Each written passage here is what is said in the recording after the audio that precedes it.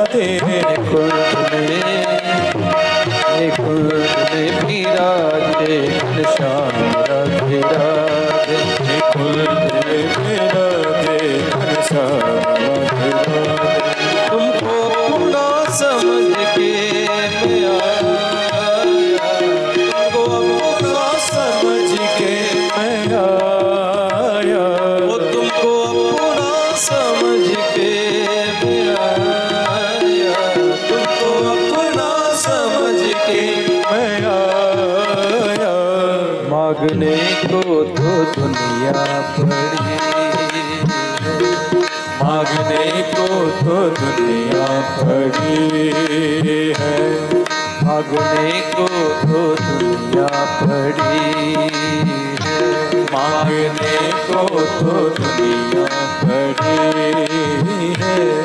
तेरे दर से न खाली जाऊं, तेरे दर से न खाली मैं जाऊं, तेरे दर से न खाली जाऊं, तेरे दर से न खाली जाऊं।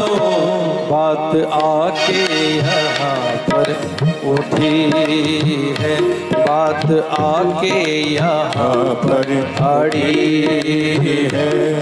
निकुंज में विराजे घनश्याम राधे राधे, निकुंज में विराजे घनश्याम राधे राधे, श्याम राधे राधे घनश्याम राधे राधे, श्याम राधे राधे घनश्याम राधे राधे, श्याम राधे राधे घनश्याम राधे राधे, श्याम राधे राधे घनश्याम राधे राधे। कुंज में विराजे घनश्याम राधे राधे, कुंज में विराजे घनश्याम राधे राधे, कुंज में विराजे घनश्याम राधे राधे, कुंज में विराजे घनश्याम राधे राधे।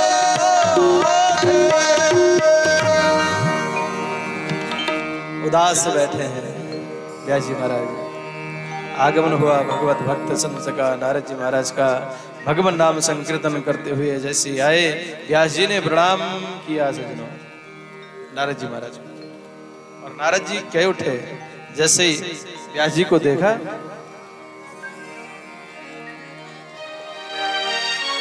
पाराशर महाभाग भवत कश्चिदात्मनः परितुष्यति शरीर आत्मवान से। हे पराशर नंदन, हे पराशर नंदन, हे महाभाग, हे व्यास जी, क्यों परेशान हो? क्या परेशानी है? क्यों उदास है आपका मुखमंडल? जैसे पूछा तो नारद जी ने पूछा, व्यास जी महाराज कहना प्रारंभ करते हैं, उदास क्यों है? बोले हे ऋषिवर, मैंने जगत के कल्याण के लिए, जगत के भलाई के लिए क्या कुछ नहीं किया। एक वेद के 4 खंड किए, 17 पुराण लिखे, पर मेरे हृदय में शांति नहीं है। ध्यान दीजिएगा, एक कोई अच्छा कर्म बन जाए ना हमसे, अच्छा कोई कर्म हमसे बन जाता है तो हमारा दिल प्रसन्न होता है सजनों। अनुभव करके देखिएगा, यदि किसी भूखे को आपने भोजन करा दिया और किसी सर्दी में ठुठरते हुए व्यक्ति को कंबल उड़ा दिया, उस समय अनुभव करना आपको कितनी परम शांति मिलती है। व्यास जी बोलते हैं, तो मैंने बहुत कुछ किया जगत के कल्याण के लिए, परंतु क्यों मुझे वो आनंद की प्राप्ति नहीं हो रही है? जो मुझे आत्म संतोष मिलना चाहिए वो बिल्कुल नारद जी कोसों दूर है।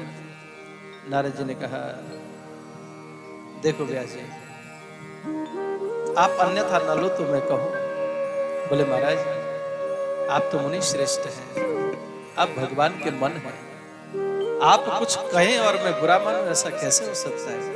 आप बिल्कुल कहें, जैसा आपका मार्गदर्शन होगा। तब नारद जी कहते हैं, देखो व्यास जी, आपने बहुत कुछ लिखा, इसमें कोई संदेह नहीं, परंतु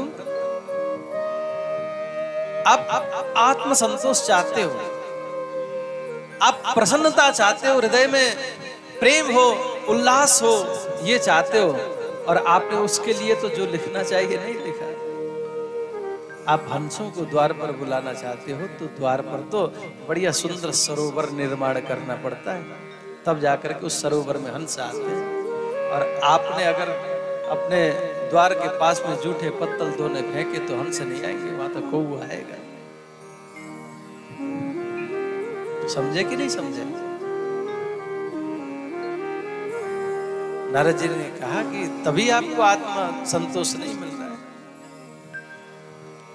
न यद वसश्चित्र पदम हरेर्यसो जगत पवित्रम जगद प्रगणित करहिजित तद्वायसं तीर्थमसन्ति मानसा न यत्र हंसा निरमन्त शिक्षया।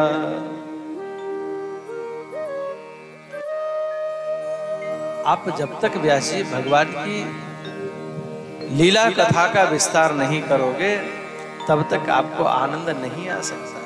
आपको आनंद चाहिए, आत्म संतोष चाहिए, तो आप अपनी विद्युतता को परे रख करके भगवान की विविध लीला कथा का विस्तार करिए, फिर देखिए आपके जीवन में कितना आनंद आता है।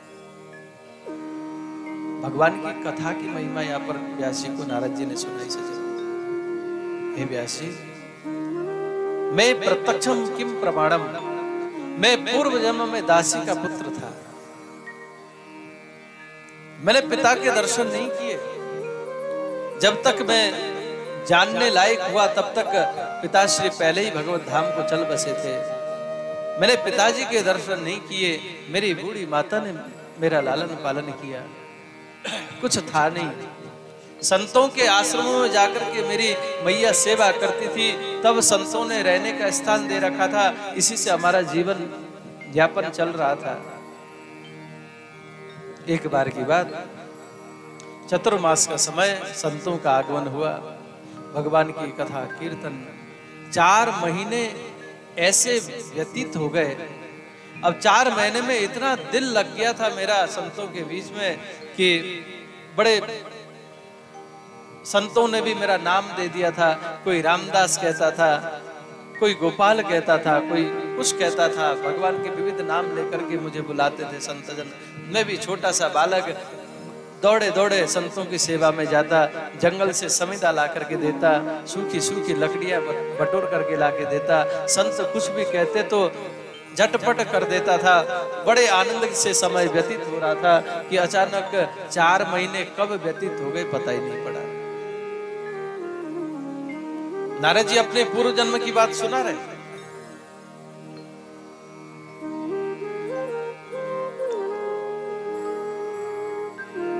देखो व्यास जी, जब चतुर्मास पूर्ण हुआ ना, संत जाने लगे तो मेरा मन उदास हो गया। मैं भी संतों के साथ चल दिया। संतों ने देखा, बोले ये रामदास आ रहा है पीछे पीछे। बच्चा तू किधर जा रहा है, कहां चल दिया? मैंने कहा आप लोग जा रहे हो, अब मेरा मन नहीं लगता, मैं भी चलूंगा। संतों ने समझाया, पूछा, बोले तुम्हारे घर में कौन कौन है? बोले मेरी बूढ़ी माँ है और मैं हूं, पिताजी है नहीं है। जैसे मैंने कहा तो संतों ने मुझे डांटा। बोले बच्चे तू बहुत गलत कर रहा है, पुत्रस्य परमो धर्म पितृद्वार समो नहीं। अभी वृद्ध माता को छोड़ करके तू हमारे साथ भजन करने जाएगा तो तेरा भजन फलेगा नहीं। अपने जिम्मेवारी को, लौकिक धर्म का निर्वाह करते हुए जब जीव भगवत धर्म की ओर बढ़ता है सज्जनों, तभी उसका बढ़ना सार्थक होता है। एक गृहस्थ बंदा है, एक गृहस्थ व्यक्ति है, वो अपने, देखिए हालांकि संसार को चलाने वाले भगवान हैं, आपका हमारा घर परिवार चलाने वाले भी भगवान है, इसमें कोई संदेह नहीं, परंतु एक माध्यम आप बने हो और बीच मझधार में यदि आप छोड़ के जाओगे, कितना भी भजन कर लो, आपको नरक जाना होगा, आपकी मुक्ति नहीं हो सकती।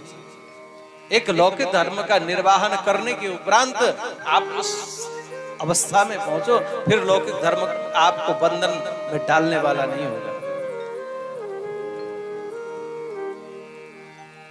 संतों ने समझाया, बेटा तुझे एक मंत्र देते, इस मंत्र का जाप कर, अपने बूढ़ी मैया की सेवा कर। हाँ, जब माँ भगवत धाम चली जाए तेरी, उसके उपरांत तू हमारे आश्रम में आ, तेरे लिए द्वार खुला है बेटा, पर अभी तुझे हम लेके नहीं जा सकते। तुम्हारा पहले लौकिक धर्म निभाना बहुत आवश्यक है बेटा। संतों के कहे अनुसार, हे व्यास जी, मैं मन तो नहीं करता था संतों के को छोड़ करके घर वापस होने का मेरा, पर क्योंकि गुरुजनों की बात माननी थी, मैं वापस आया। अब तो जो मंत्र प्रदान किया था उस मंत्र का जाप करने लगा, भजन करता था, भजन में मन लगने लगा, आनंद आने लगा। और एक समय की बात व्यास जी कि मेरी माँ को दोहन करने के लिए गई थी, पर उसी समय किसी सर्प ने मैया को डस लिया और सर्प के दंशन से मैया की मृत्यु हो गई। लोगों ने कहा तो मुझे बहुत दुख लगा, विचार कर लगा, माँ तू ही तो थी, मेरा ध्यान रखती थी, आज तू भी मुझे अनाथ बना के चली गई। और दूसरे ही पल मुझे ऐसा लगा, व्यास जी, हे भगवान, आपकी कितनी बड़ी कृपा है कि मुझे रोकती थी माँ, कि जने सोचती रहती थी कि भजन में ही बैठा रहता है, भजन में ही बैठा रहता है, कहीं मेरा बेटा ये बाबा न बन जाए। शादी विवाह के लिए सोचती थी माँ, परंतु मैं उसमें माँ अगर जिद करती, माँ अगर कहती तो मैं मना भी नहीं कर पाता और मैं बंधन में पड़ता। पर भगवान आप कितने दयालु हो कि मेरी माँ को अपने धाम में बुला करके मुझे आपके भजन के लिए आपने माध्यम बनाया, भजन करने के लिए समय मेरे अनुसार उपयुक्त बनाया आपने। ध्यान दीजिएगा सज्जनों, ये एक भक्त के लक्षण है। प्रत्येक स्थिति परिस्थिति में भगवान की कृपा को ही देखना, निहारना। यदि कोई काम बिगड़ता है तो वो हमारे किए से, हमारे प्रारब्ध के अनुसार बिगड़ता है, और जो कोई काम बनता है तो प्रभु कृपा से, ऐसा भक्तों का भाव रहता है और ऐसा ही होना चाहिए। और यही प्रेम है ना। प्रेम में नारद जी महाराज कहते हैं ना, नारद भक्ति सूत्र में, तत् सुखे सुखित्वम प्रेम लक्षण।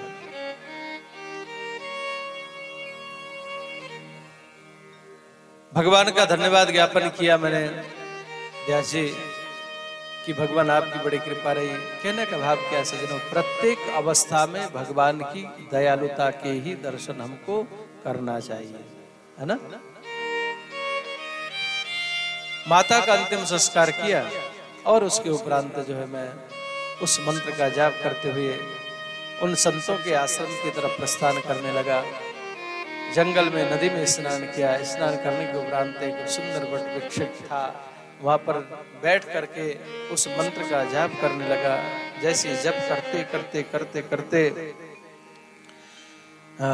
हे व्यास जी महाराज, दिव्य प्रभु की बाकी झांकी मेरे हृदय में आ गई और उस हृदय में उस बाकी झांकी को निहार करके तो मैं तो ऐसा नृत्य करने लगा, ऐसा नृत्य करने लगा। इतना प्रसन्नता मेरे जीवन में कभी भी नहीं आई थी। उस बाकी झांकी को निहार करके मैं तो, मुझे मानो संसार का वैभव, संपूर्ण वैभव मुझे प्राप्त हो गया, ऐसा आभास हो रहा था। उसी समय अचानक वो छवि मेरे हृदय से गायब हो गई।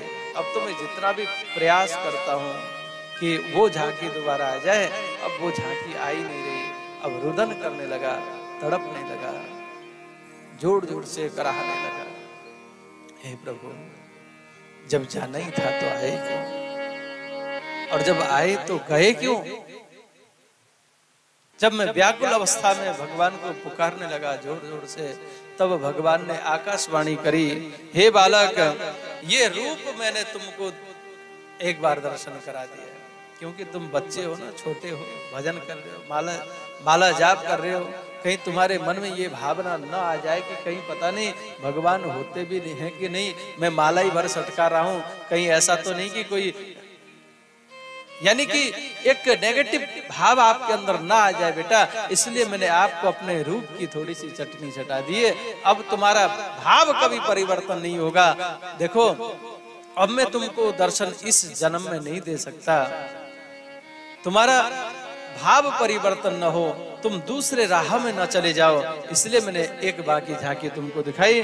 अब अभी तुम दर्शन के योग्य नहीं हो, अभी पक्व कषायणम दुर्दर्शोयम कुयोगिनम, अभी परिपक्व बनो, अभी अभिपक्व हो मेरे दर्शन पाने के लिए, परिपक्व हो जाओगे तब तुम्हें मेरे दर्शन होंगे।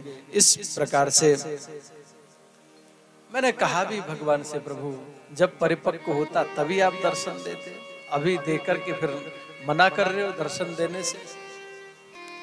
तो भगवान की वाणी समझ में आई और अंत में व्यास जी महाराज, अंत में ऐसा हुआ कि सभी उसी समय प्रलय आया और प्रलय में जो है संपूर्ण चराचर जगत जलमग्न हो गया, जलमग्न हो गया। सभी जीव भगवान के उदर में चले गए और मैं भी भगवान के उदर में चला गया। और कितने समय बाद जब प्रभु की ऐसी इच्छा हुई कि संपूर्ण जगत में फिर सृष्टि का सृजन हुआ, उस सृष्टि का सृजन होते होते आज आपके सामने मैं ब्रह्मा जी का पुत्र बन करके आपके सामने प्रकट हूं, आपके सामने बैठा हूं। तो सत्संग की महिमा ये है, भगवान की कथा की महिमा ये है। 4 महीने किया हुआ सत्संग, 4 महीने सुना हुआ भगवत चर्चा का प्रभाव ये है कि दासी का पुत्र आज ब्रह्मा जी का पुत्र बनकर के आपके सामने बैठा है। ये कथा की महिमा। और जैसे मैं सृष्टि का जब विस्तार हुआ, ब्रह्मा जी का पुत्र बन करके जब प्रकट हुआ, मेरे मस्तिष्क में, मेरे दिल में तो यही था कि कब मैं भगवान की उस बाकी झांकी के दर्शन करूं। और भगवान के बाकी झांकी को जो पूर्व जन्म में मैं छटपटा रहा था, उस झांकी को देखने के लिए, और आज भी वो तड़पन थी। और मैं भगा गया भगवान के पास और भगवान को जाकर के साष्टांग दंडवत प्रणाम किया। प्रभु ने उठा करके मुझे आलिंगन किया, मुझे हृदय से लगाया और देवदत्त नाम की दिव्य वीणा दी। देवदत्त मिमाम वीणाम स्वर ब्रह्म विभूषितम मूर्छित्वा हरिकथा गाय मनश्च। और इसी वीणा में मैं नित्य निरंतर प्रभु का नाम गायन करता हुआ सर्वत्र लोक में विचरण करता हूँ। हे व्यास जी, ये भगवान की लीला कथा की महिमा है, तो इस कथा का विस्तार करो। चतुश्लोकी भागवत का उपदेश दिया है सज्जनों व्यास जी महाराज को, नारद जी महाराज ने। उपदेश प्राप्त करने के उपरांत व्यास जी महाराज गए हैं, सरस्वती नदी में स्नान किया और अपने व्यास गुफा में बैठे हैं और समाधिस्थ होकर के सज्जनों भगवान के विविध लीला के दर्शन किए। ये भागवत समाधि भाषा है। व्यास जी महाराज ने सोच सोच करके या देख देख करके कहीं से लिखा नहीं है, भागवत का विस्तार नहीं किया। भागवत का विस्तार तो समाधिस्थ होकर के बैठे हैं व्यास जी महाराज अपनी कुटिया, अपने आश्रम सम्याप्रास आश्रम में। आज भी उत्तराखंड में व्यास गुफा है ना, और वहां पर जो है गणेश जी महाराज आए हैं और नेत्र बंद करके जैसे जैसे बाकी झांकियों को देखते रहे व्यास जी, वैसे वैसे बोलते गए और इधर गणेश जी महाराज लिखते गए। इस प्रकार भागवत जी का विस्तार हुआ है। तब यहाँ पर शौनकादिक ऋषियों ने जिज्ञासा रखी, हे गुरुदेव, ससंगिता भागवती कृत्वानुक्राम चात्मजः सुखम अध्यापयामास निवृत्तिम नितरम मुनि। ये दिव्य भागवती ग्रंथ संहिता बनकर के तैयार हो गई, तो इसके उपरांत किस प्रकार से सुखदेव जी ने परीक्षित को कथा कैसे श्रवण करा पाए, क्योंकि सुखदेव जी तो पहले ही यम प्रव्रजंत मनुपेत तमपेत कृतम निर्गुण निराकार की उपासना में जंगल में गए थे। राजऋषि परीक्षित को और परमहंस सुखदेव जो जंगल में गए, किस प्रकार से मिलन हुआ, किस प्रकार से कथा सुनाई, जरा विस्तार से श्रवण कराने की कृपा करें। तब यहाँ पर कथा सुनाते हैं। उससे पहले आइए एक छोटा सा भाव हम सब भगवान के चरणों में प्रणाम करें, क्योंकि मैं यहाँ से देख रहा हूँ हमारे कुछ माता बहनों को झपकी सी आ रही है ना, तो संगीत के माध्यम से आइए जाग जाते हैं, है ना, भगवान के भजन के माध्यम से जाग जाते हैं, है ना। बोले वृंदावन बिहारी लाल की जय। सर्वेश्वर भगवान की जय। जय जय श्री राधे। अगर भगवान का साथ हो, अगर उसकी कृपा हो, तो क्या संभव है? कुछ असंभव है? हो अगर रहमत जो तेरी साबरे, जख्म दिल का हर कोई भर जाएगा। दूर सब कोई नहीं है पास में, यूं अकेले दम मेरा घट जाएगा। हो अगर रहमत जो तेरी साबरे, हो अगर रहमत जो तेरी साबरे, जख्म दिल का हर कोई मर जाएगा। दूर सब कोई है मेरे पास में, दूर सब कोई